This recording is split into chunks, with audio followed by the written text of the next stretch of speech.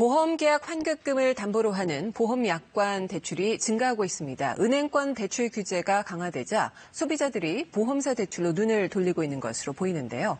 높은 이자 또 불합리한 거래 조건으로 소비자들의 불만이 많다고 합니다. 금융소비자원 조남희 대표와 함께 보험약관 대출에 대해서 자세히 알아보겠습니다. 안녕하세요. 안녕하세요. 네. 보험약관 대출, 이 해지 환급금의 어느 정도를 대출받을 수 있는 건가요? 네, 그렇습니다. 보험 약관 대출은 은행의 예금 담보 대출처럼 네. 보험 계약을 담보로 해서 해지했을 때 해지 환급금에 대한 기준을 가지고 60에서 80%를 대출해 주는 제도인데요. 네. 대출은 언제든지 상환할 수 있기 때문에 중도 상환 수수료라든지 아니면 그런 수수료가 대출 수수료가 전혀 없고요.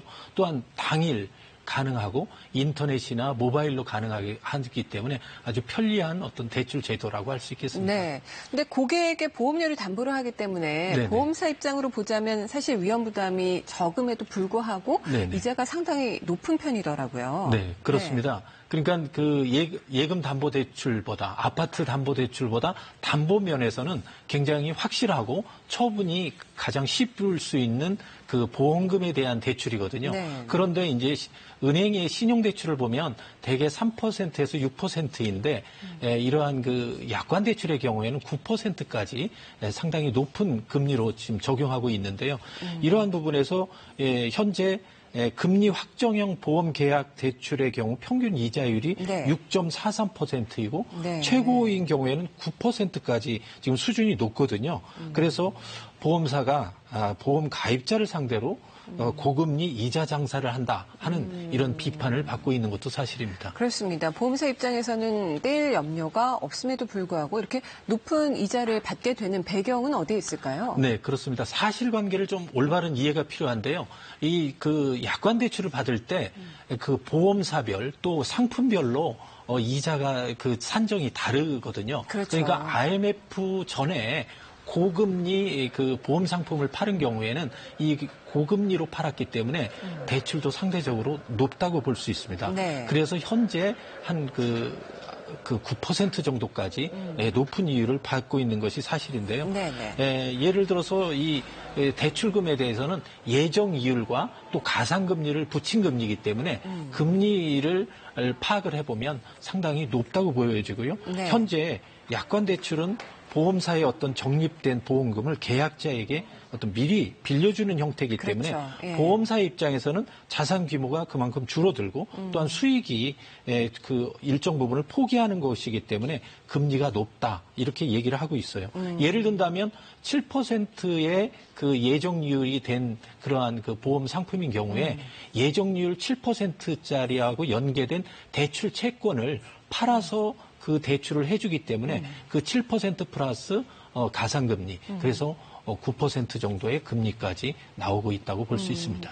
그러니까 보험사 이 약관 대출을 통하면 대출 금리가 형성되는 게 예정 이율에다가 네네. 가산 금리가 더해지는 그렇습니다. 거다 이렇게 네네. 설명해 주셨는데 네네. 그렇다면 가산 금리는 합리적인 수준인가요? 네, 그렇습니다. 현재 보험사의 평균 가산금리는 1.9% 정도 되거든요. 네. 그런데 은행의 예금담보대출의 가산금리는 1.25에서 1.5% 정도 되기 때문에 대부분 한 0.5% 내외가 지금 비싸다고 볼 수 있고요. 네네. 또 보험 계약 대출을 취급하고 있는 대부분의 보험사들의 경우에 가산 금리가 한 2%가 넘는 경우가 많습니다. 그러네요. 그렇기 때문에 현재 이제 보험사의 자산 운용 수익률이 3%로 내려간 시점에서 9%에 넘는 이자를 부과하는 것은 상당히 소비자들의 입장에서는 받아들이기 좀 어려운 점도 있는데요.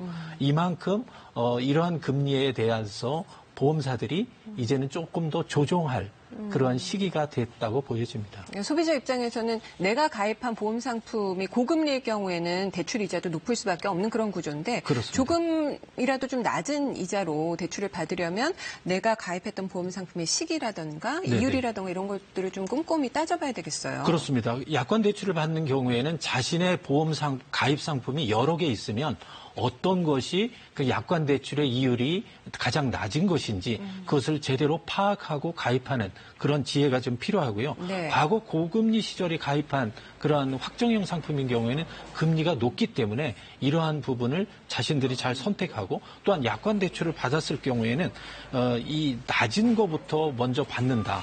하는 그런 그 전략이 필요하다고 봅니다. 네.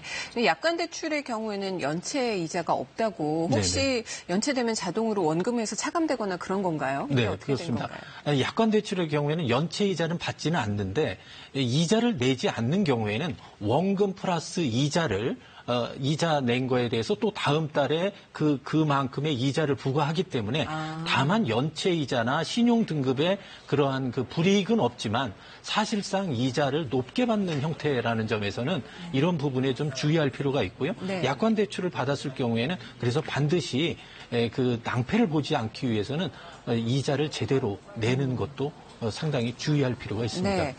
이 밖에 보험 약관 대출을 받을 때 소비자들이 좀 살펴봐야 돼. 그런 주의사항 좀 짚어주시죠. 네, 약관 대출을 받는 경우에는 6개월 내에 자기가 상환할 수 있는지 상환할 수 없는지를 그 기준으로 해서요. 6개월 내에 상환한 경우에는 지금 말씀드린 약관 대출을 받는 게 유리하고요. 6개월 이후까지 상환할 수 없다고 하면 그 중도 인출 제도, 보험금을 자기가 받을 수 있는 금액에서 중도 인출을 받는 그렇죠. 그러한 제도를 활용할 필요가 있고요. 또한 이자가 낮은 그러한 보험 상품부터 먼저 대출을 받는다든지 아니면 이자를 제대로 내서 나중에 보험금이 그 해지가 되지 않도록 하는 그러한 그 주의 깊은 관리도 필요하다고 봅니다. 그렇군요. 단기로 자금이 필요할 때 약관 대출을 이용하는 게 현명하겠네요. 그렇습니다. 네, 네. 잘 들었습니다. 오늘. 네, 감사합니다.